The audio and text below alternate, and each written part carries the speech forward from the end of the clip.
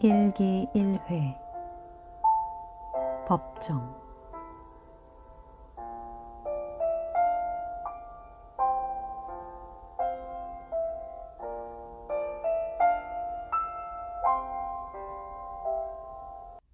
언젠간 세상에 없을 그대에게. 요즘 남쪽 차고장에는 찻꽃이 핍니다. 제가 몇 해 전 겨울 한철을 동해안 쪽에서 지내며 찻씨를 얻어다 심었는데 작년부터 찻꽃이 피었습니다. 찻꽃은 모든 꽃이 다 지고 난 이 늦가을에서 초겨울까지 핍니다. 찻꽃은 겸손해서 아래를 향해 핍니다. 찻꽃에는 베이지색 노란 꽃술이 달립니다.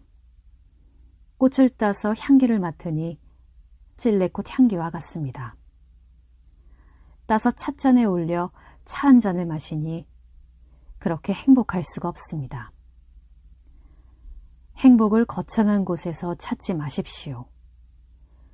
내 둘레의 사소한 것으로 더없이 행복해질 수 있습니다. 오늘 비가 촉촉히 와서 단풍 빛깔이 선명해졌습니다. 성질이 급한 잎사귀들은 벌써 지고 있습니다. 따서 가져가도 되니까 집에 돌아가실 때 단풍잎 몇 장 따다가 수방 같은 곳에 한두 장 띄워보십시오. 집안 분위기가 달라질 것입니다. 꽃시장에 갈 필요 없이 가을의 정취가 집안까지 들어옵니다. 사는 일이 그렇습니다. 그런 것이 없으면 삶이 팍팍해집니다. 그것이 하나의 삶의 운치이고 물기입니다. 그저 경제 타령만 하고 걱정에만 휩싸여 있으면 우리 가장 가까이에 있는 행복의 소재들을 모른 채 하고 지나치게 됩니다. 메마른 감성에 촉촉하게 물기를 적셔주는 것은 중요한 일입니다. 세상이 변해가면서 아름다움에 대한 인식이 사라져가고 있습니다. 아름다움의 인식은 살아가는 데 근원적인 것입니다. 가장 아름다운 것이 무엇입니까? 사랑입니다. 너무 삭막한 나머지 우리는 아름다움을 느끼지 못합니다. 마음의 문을 열고 보면 어디에든지 아름다움이 있습니다. 우리 집에도 있습니다. 그 속에서 아름다움을 가꾸어야 합니다. 자기 삶을 가꾸는 것입니다. 또 우리가 습관이 안 되어서 그렇지만 집안에 가끔 꽃을 두십시오. 분위기가 달라집니다. 고기 몇 근 사 먹는 것보다 훨씬 낫습니다. 그런 사소한데 전혀 신경 쓰지 않으니까 집 식구들이 살벌해지고 정서가 메말라서 걸핏하며 화를 내는 것입니다. 아름다움을 가꾸어야 합니다. 그래야 그 삶이 아름다워집니다. 사소한 것이지만 둘레에 있는 아름다움을 찾아내어 삶을 꽃피어 나게 해야 합니다. 종교적인 생활의 꽃은 마치 모든 꽃이 지고 난 다음에 피는 찻꽃 같은 것입니다. 남들이 시시하게 여기고 돌아보지 않는 상황에서도 꽃을 피울 수 있어야 합니다. 나에게 남은 목숨이 앞으로 3년밖에 없다고 가정해 보십시오. 의사로부터 선고를 받았든 혹은 염라대왕으로부터 초대장을 받았든 앞으로 나 자신이 3년밖에 못 살 거라고 상상해 보십시오. 이런 선고를 받으면 정신이 번쩍 들 것입니다. 그러면서 남은 생을 어떻게 보낼 것인가가 하나의 과제로 떠오릅니다. 동시에 내가 지금까지 어떻게 살아왔는가? 나에게 주어진 시간들을 과연 바람직하게 소모해 왔는가?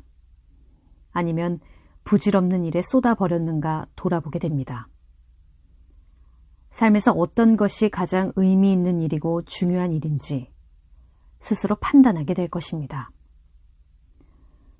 우리에게 주어진 시간이 많다면 그런 것들을 챙길 여유가 생기지 않지만 앞으로 주어진 시간이 단 3년뿐이라고 못을 박으면 그 3년이라는 세월을 어떻게 살 것인지 어떤 것이 진정으로 사는 일이고 부질없는 일인지 스스로 깨닫게 됩니다. 그러므로 자신의 삶에서 참으로 중요한 것이 무엇인지 우선순위를 헤아려 봐야 합니다. 우리들의 남은 목숨이 1년이 될지, 한 달이 될지, 일주일이 될지 그것은 아무도 알 수 없습니다. 이런 생사관을 가지고 세상을 살아간다면 순간순간을 소홀히 지낼 수 없을 것입니다. 저도 나이를 먹은 탓인지 그동안 육신의 나이에 대해서 까맣게 잊고 살아왔는데 최근에 와서야 이것을 생각하게 됩니다. 내가 올해 몇 살이지? 몇 년을 살았지? 나한테 남은 세월이 얼마나 될까? 20, 30년 전 제가 불이람에 처음 갔을 때가 섣달 금음달이었습니다. 누워서 자다가 내가 설을 세면 몇 살이지 하며 헤아려보고는 정신이 번쩍 들었습니다.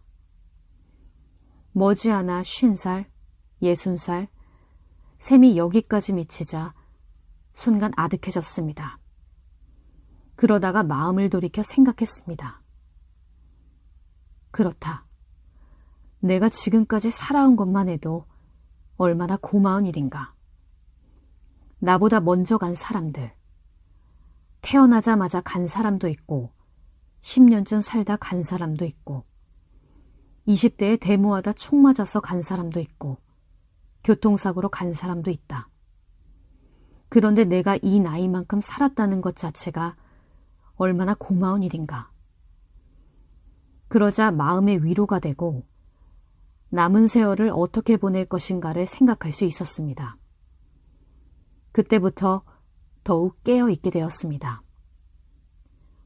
절에 들어와 중이 되어서 시주의 은혜만 있고 그 은혜를 갚지 못하면 빚만 잔뜩 지고 가는 생이 되겠다는 생각이 들어서 가끔 내 남은 세월의 잔고를 헤아리게 됩니다. 그러므로 언제 어디서 자기 생의 섣달 금음달을 맞이할지 알 수 없다는 자각을 잃지 않아야 합니다. 모든 하루를 자기 생의 최후의 날인 것처럼 그렇게 살아야 합니다. 미루며 후회가 남습니다. 그날 할 일은 그날 하면서 마치 내일이면 이 세상에 없을 것처럼 후회 없이 살라는 것이 앞서간 모든 사람들의 교훈입니다.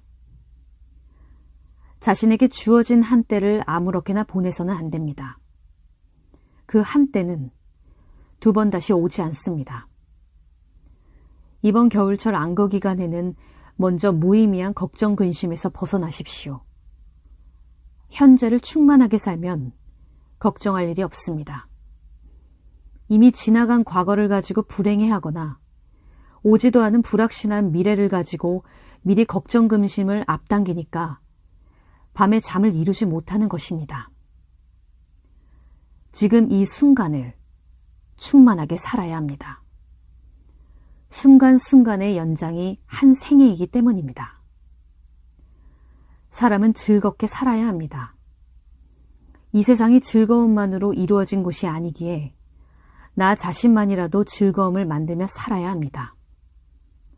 즐겁게 살되 아무렇게나 살아서는 안 됩니다. 각자 자기 삶의 질서를 가지고 살아야 합니다. 자신에게 가장 의미 있고 중요한 일이 무엇인가를 이 자리에서 헤아리십시오. 진정으로 해야 할 일이 무엇인가, 그 일을 찾아서 거기에 열정을 쏟아야 합니다. 인욕정진이라는 말이 있듯이 수행에는 반드시 인욕, 참고 견디는 것이 따릅니다.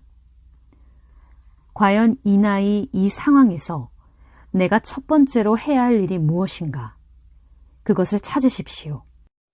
그 일이 바로 결제이며 이를 통해서 90일 안거를 하루하루 정진하며 살아나갈 수 있습니다. 끝으로 법구경의 한 구절을 독송하며 제 말을 마치겠습니다. 젊었을 때 수행하지 않고 정신적인 보배를 모아두지 못한 사람은 부러진 활처럼 쓰러져 누워 부질없이 지난 날을 탄식하리라. 어리석어 지혜가 없는 사람은 게으름과 방종에 빠지고 생각이 깊은 사람은 부지런을 갑옷처럼 지킨다. 부처님이 80살에 이르러 생을 마치면서 다른 할 말도 많았을 텐데 마지막으로 남긴 말은 이것입니다. 모든 것은 덧없다. 게으르지 말고 부지런히 정진하라. 게으름은 어떻게 해볼 재간이 없습니다. 부지런해야 합니다. 다시 법구경의 9절입니다. 게으름에 빠지지 말라. 육체의 즐거움을 가까이 하지 말라. 게으르지 않고 생각이 깊은 사람은 큰 즐거움을 얻게 되리라.